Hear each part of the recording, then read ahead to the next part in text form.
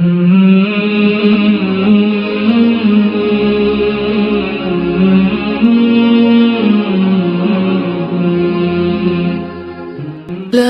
إله إلا الله محمد رسول الله.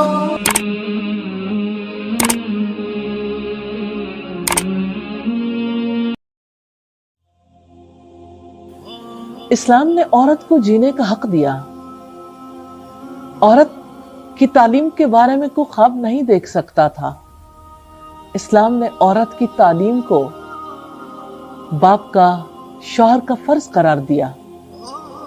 عورت رائے دے سکے کوئی خواب بھی نہیں دیکھ سکتا تھا. اسلام نے عورت کی رائے کو ویلیو کیا.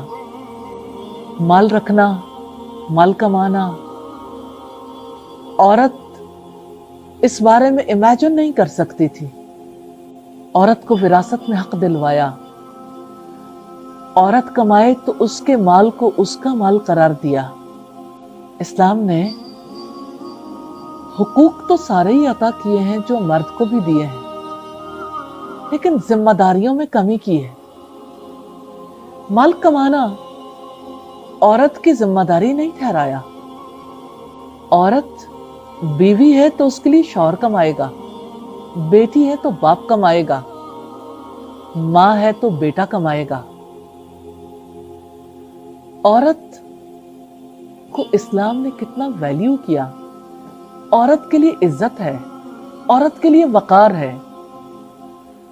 عورت کی حفاظت کے لیے، عورت کی ضروریات، اس کی خواہشات کو پورا کرنے کے لیے اللہ تعالیٰ نے مردوں کو اس کام پہ لگا دیا.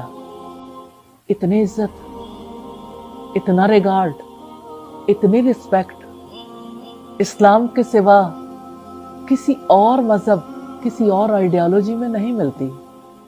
اسلام ہی الٹیمیٹ سولوشن ہے آج کے دور کے ہر تقاضے کا، آئندہ آنے والے ادوار کا.